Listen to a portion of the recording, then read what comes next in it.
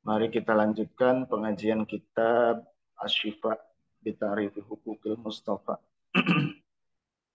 Pada pagi hari ini yang di dalam tampilan ini memasuki halaman yang ke-136. Bismillahirrahmanirrahim. Qala al-musannif rahimahullahu taala wa nafa'ana bihi wa bi ulumihim ajmain amin. Bismillahirrahmanirrahim. Wa akhbarahu fi dzalika ma'rufatun sayati ba'duha. Wa akhbarahu, dan berita fi dzalika, tentang yang demikian itu, bahwa Rasulullah Shallallahu Alaihi Wasallam itu memiliki kedudukan di hati, menempati kedudukan kecintaan di hati orang-orang di sekitarnya, bahkan sampai kita zaman sekarang ini. Dan sebelum pada zaman Rasulullah itu, sebelum Rasulullah mendapatkan risalah dari Allah, sebelum diangkat menjadi Rasul, orang-orang jahiliyah di Mekah itu mencintai Kangjeng Nabi Muhammad SAW. Bahkan juga sebetulnya wabada setelahnya itu juga mereka cinta kepada Rasulullah SAW itu, tetapi mereka mendustakan risalahnya, risalah yang dibawa oleh Rasulullah Shallallahu Alaihi Wasallam. Mereka dustakan, bahkan mereka menyakiti sahabat-sahabat Rasulullah. Kenapa? Karena kepada Rasulullahnya mereka tidak berani. Dan mereka juga ingin menyakiti Rasulullah SAW, tetapi khufyatan, mereka itu secara sembunyi-sembunyi, gitu ya, secara sembunyi-sembunyi. Tetapi ketika mereka bertemu dengan Rasulullah SAW, mereka tetap mengagungkan Rasulullah SAW. Dan apabila Rasulullah SAW meminta, mereka memenuhi apa yang menjadi permintaan Rasulullah SAW, itu dipenuhi karena ada ada rasa kagum, mengagum di dalam hati mereka itu, orang-orang kafir pada saat itu. Dan berita tentang itu ma'rufat, sudah dikenal, sudah terkenal, gitu ya, di dalam sejarah Rasulullah SAW itu sudah terkenal tentang itu. Dan aku akan mendatangkan di dalam kitab ini ba'duha, sebagiannya. Wa qad kana, dan telah ada, yabhatu wa yafraku, dan apabila orang-orang itu bertemu dengan Rasulullah SAW, itu mereka yabhatu, diam, gitu ya. Ini yabhatu ini di dalam Al-Quran ada, yaitu surat, kata ayat yabhatu itu di dalam Al-Quran, surat Al-Baqarah ayat 258. A'udzubillahi minasyaitonirrajim. Bismillahirrahmanirrahim. Fabuhital ladzi kafar, maka terdiamlah orang-orang kafir. Ini di dalam Al-Qur'annya sedang menceritakan dialog Nabi Ibrahim dengan Raja Namrud, ya. Ketika Raja Namrud itu bertanya, siapa Tuhan kamu? Emang siapa Tuhan kamu? Ya, sehingga kamu memporak-porandakan Tuhanku. Emang siapa Tuhan kamu? Kata Nabi Ibrahim, Tuhanku adalah Allah. Dia yang menghidupkan semua manusia dan mematikannya. Gitu. Dia yang menghidupkan dan mematikannya. Kata Raja Namrud, aku juga bisa menghidupkan dan aku juga bisa mematikan. Kalau aku katakan dia tetap hidup, hidup. Kalau aku katakan dia mati, maka mati. Gitu. Karena dibunuh. Jadi aku bisa menghidupkan, aku juga bisa mematikan, kata Raja Namrud. Terus Nabi Ibrahim berkata lagi, Tuhanku itu memperjalankan matahari dari masyrik ke maghrib, dari timur ke barat, diberjalankan. Sekarang, bisakah kamu membalikkan perjalanan matahari itu dari barat ke timur? Fabuhitalladzi kafar. Maka terdiamlah, sudah tidak bisa menjawab itu orang kafir. Itu di dalam kisah ini. Diam, apa, tidak ada kata-kata lagi. Waqad kana, dan adalah dan ada fabuhit yabhatu, mereka itu orang-orang kafir itu yabhatu, diam gitu ya. Wa yabza'u, dan kagum. Yabza'u itu kagum dan takut, kagum disertai rasa takut. Min ru'yatihi, dari melihat Rasulullah Shallallahu Alaihi Wasallam. Wa qad kana, dan adalah ada gitu ya. Yabhatu, diam. Wa yabza'u, dan kagum yang disertai rasa takut. Min ru'yati, dari melihat Rasulullah Shallallahu Alaihi Wasallam. Siapa? Jadi ini fa'ilnya di belakang. Siapa? Man lam yarohu, orang yang belum pernah melihat Nabi. Jadi orang yang belum pernah melihat Nabi, ketika melihat Kangjeng Nabi Muhammad SAW, dia itu tidak bisa berkata-kata lagi. Di hatinya kagum disertai rasa takut karena melihat Rasulullah SAW. Gitu ya. Orang ya, siapa man lam yarohu, orang yang belum pernah melihat Rasulullah. Jadi ketika melihat Rasulullah itu tercekat gitu ya. Tercekat, diam karena kagum yang disertai rasa takut.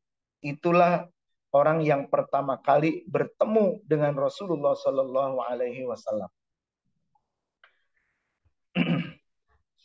Bahkan ini bukan hanya orang yang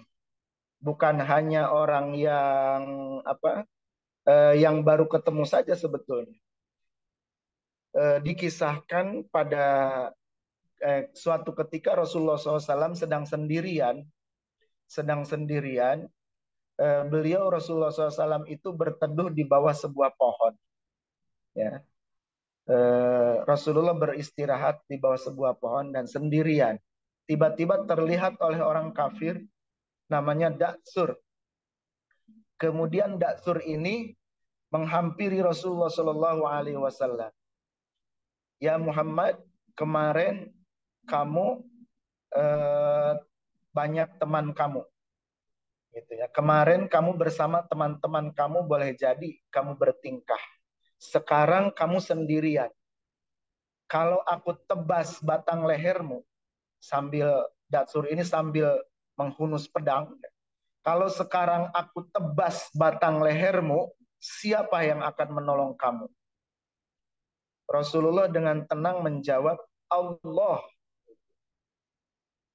Jadi Datsur ini bertanya, kalau kemarin kamu banyak teman, boleh jadi kamu bertingkah. Sekarang kamu sendirian, kalau aku tebas batang lehermu, siapa yang akan menolong kamu?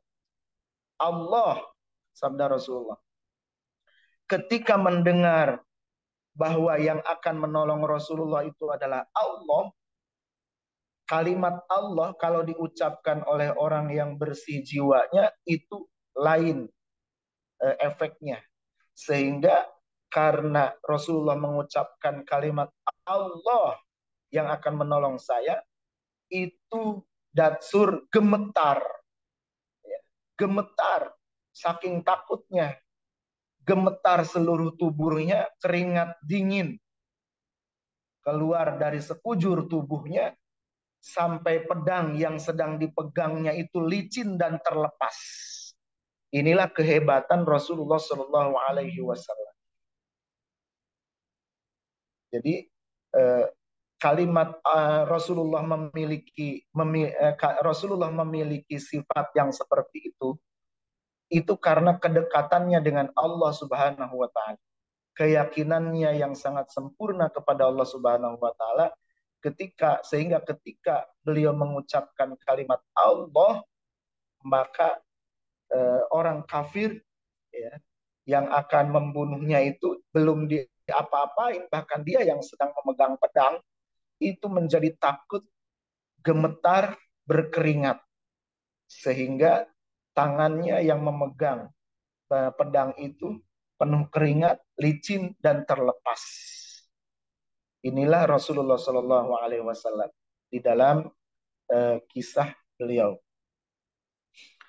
Kama ruwiya, sebagaimana diriwayatkan an Qailata, dari Sayyidatina Qailah, sahabiah, ya, sahabat, ya, yaitu orang yang beriman kepada Rasulullah dan pernah bertemu dengan Rasulullah SAW, itu namanya sahabat. Annaha, bahwa sesungguhnya Sayyidatina Qailah ini, lama ro'athu, ketika Sayyidatina Qailah melihat Rasulullah SAW, ketika pertama kali melihat Rasulullah SAW, uridat, dia gemetar, minal faroki. Minal faroki,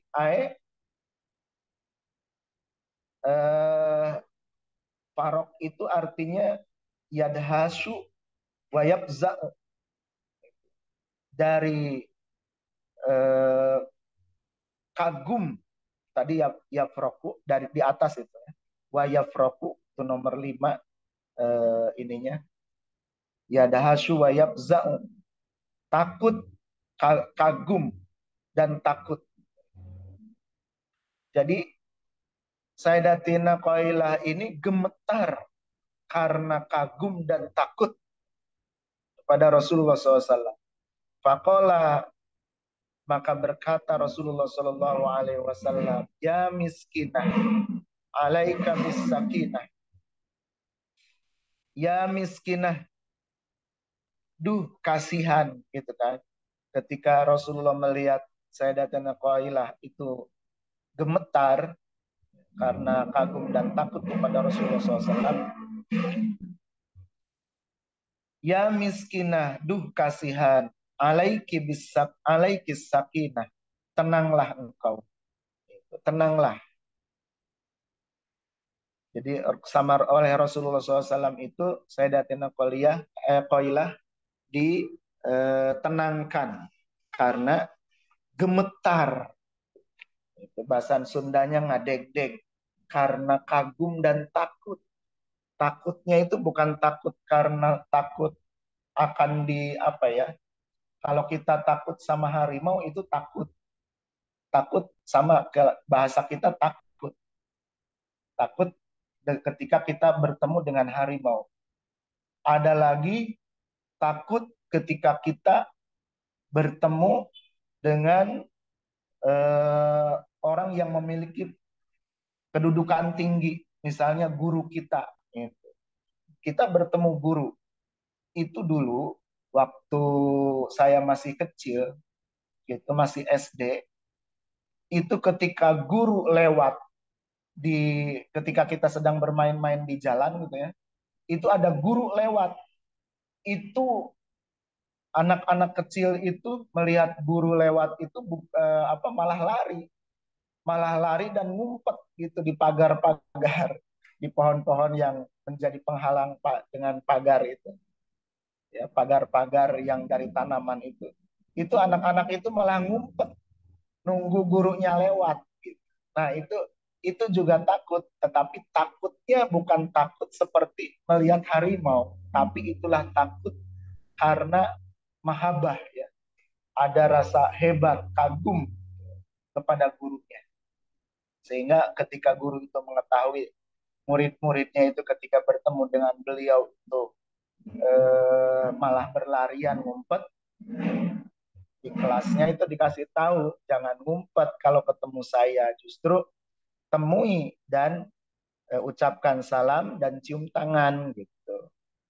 Sehingga banyak dari siswa itu menerapkan apa yang disampaikan oleh gurunya. Ketika bertemu dengan gurunya, banyak yang tidak lagi ngumpet gitu, tetapi menemui gurunya dan mencium tangannya. Ini kepada guru, apalagi kepada Rasulullah Shallallahu Alaihi Wasallam. Wa fi hadis Ibnu Abi Mas'ud, dan di dalam hadis yang diriwayatkan oleh Ibnu Mas'ud, oleh sahabat Rasulullah SAW, yang diriwayatkan oleh Abi Mas'ud,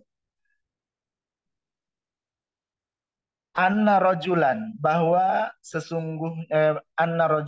sesungguhnya ada seorang laki-laki, koma, berdiri, ini si laki-laki, baina yadaihi, di hadapan Rasulullah SAW. Fa'ur ida, lalu si laki-laki ini gemetar sampai terlihat oleh Rasulullah SAW. Orang yang gemetarnya itu bukan gemetar yang ringan-ringan gitu ya, sampai gemetar yang bisa terlihat oleh orang lain, gemetar. Faqala lahu sallallahu alaihi wasallam, lalu bersabda Rasulullah SAW kepada orang tersebut, hawin alaika, la takhaf, jangan engkau takut kepadaku. Hawin alaika, tenangkanlah dirimu, jangan engkau takut. Fa ini, karena sesungguhnya aku lastu bimalikin, aku ini bukan raja. Jadi takut kepada Rasulullah SAW eh, itu takut yang lain gitu ya. Takut yang bukan eh, bukan takut biasa, tapi takutnya karena kagum yang disertai rasa takut. Takutnya itu ada rasa kagumnya, bukan takut karena takut gitu ya. Ini bisa dibedakan.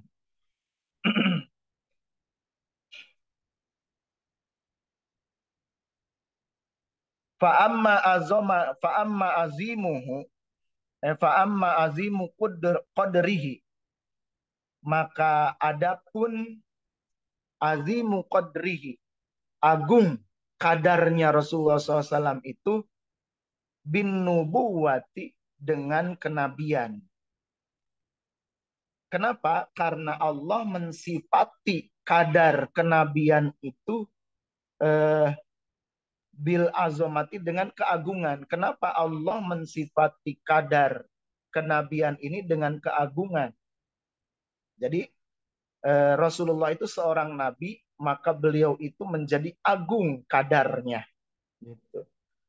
Kenapa? Li'annan nubuwah, di sini disarahnya, karena sesungguhnya kenabian itu adalah kedudukan yang paling dekat, kedudukan yang dekat dari Allah Subhanahu wa taala.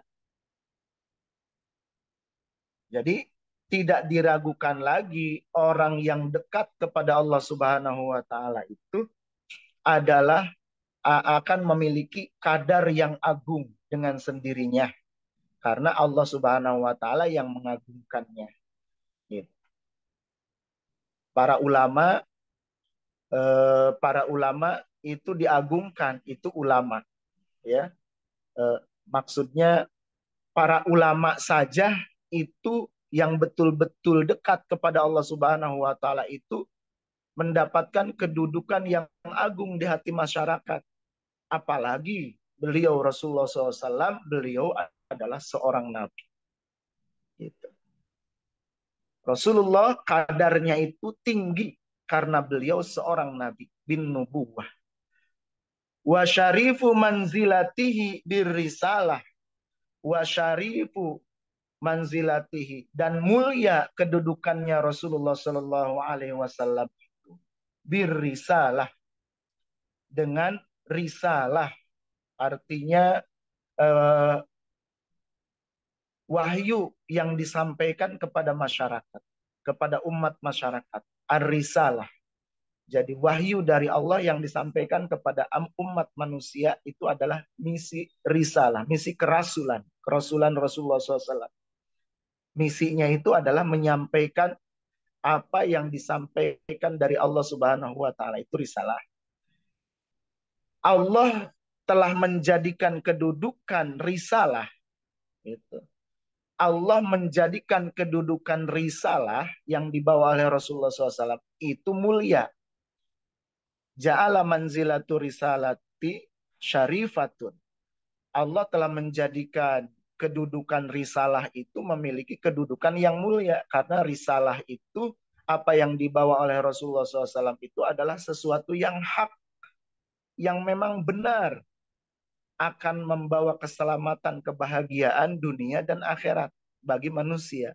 Jadi sesuatu yang baik, sesuatu yang akan membawa, yang akan menjadikan orang yang memegang sesuatu itu atau menjalankan sesuatu itu menjadi orang yang selamat, bahagia dunia akhirat, maka sesuatu itu adalah sesuatu yang mulia. Gitu. Dan kenapa juga risalah itu mulia? Karena risalah itu menjadi jembatan, menjadi tali penghubung antara Allah dan antara makhluk. Jadi antara Allah dan makhluk dijembatani dengan risalah itu. Orang bisa wusul kepada Allah Subhanahu wa taala, bisa menjadi mendapat keridoan dari Allah Subhanahu wa taala itu karena menjalankan risalah. Jadi risalah ini menduduki kedudukan mulia karena risalah ini menjadi penghubung antara makhluk dengan Khalik, antara makhluk dengan Allah Subhanahu wa taala. Sehingga risalah ini adalah sesuatu yang mulia, dan orang yang membawa risalah tersebut adalah orang menjadi orang yang mulia. Bukan hanya risalahnya, pada hakikatnya itu yang menjadi penghubung itu ya Rasulullah Shallallahu Alaihi Wasallam itu. Jadi Rasulullah itu menjembatani makhluk dengan Allah, dengan Khalik, menjembatani manusia kepada Allah Subhanahu wa taala. Itulah Rasulullah Shallallahu alaihi wasallam. Kita bisa kenal kepada Allah itu wasilahnya siapa? Gitu kan? Wasilah, penghubung gitu. Atau penyebab kita bisa beriman kepada Allah itu wasilahnya siapa? Ya Rasulullah. Kita bisa beragama Islam ini wasilahnya siapa? Rasulullah. Kita sholat, siapa wasilahnya kita bisa sholat? Ya Rasulullah. Kita bisa ngaji di sini pun, bisa mengadakan Zoom meeting ini pun, ya wasilahnya adalah Rasulullah. Bahkan kita nanti kalau kita masuk surga itu wasilah siapa? Wasilah Rasulullah Shallallahu Alaihi Wasallam. Maka itulah kemuliaan Rasulullah Shallallahu Alaihi Wasallam yang bisa kita rasakan. Ini istilahnya dalam bahasa tasawuf itu bir Rasul, merasakan jasa Rasulullah Shallallahu Alaihi Wasallam. Kita beriman kepada Allah adalah jasa Rasulullah. Kita bisa sholat, ini adalah jasa Rasulullah. Kita berangkat ke masjid, itu jasanya Rasulullah. Kita bisa bersedekah, ya. Kita niat ingin bersedekah, niatnya jasa Rasulullah. Dipraktekkan, kita sedekahnya dilakukan, itu juga jasa Rasulullah. Kita berbuat baik, apapun perbuatan baik itu adalah jasa Rasulullah SAW yang telah menyampaikan, yang telah memerintahkan dan mengajarkan apa yang diperintahkan oleh Allah supaya disampaikan kepada umat manusia. Jadi semua kebaikan itu adalah jasa Rasulullah SAW, termasuk juga seseorang masuk surga itu adalah jasa dari Rasulullah Sallallahu Alaihi Wasallam. Mudah-mudahan kita semua mengakui dan menerima dan mengakui jasanya Rasulullah Sallallahu Alaihi Wasallam.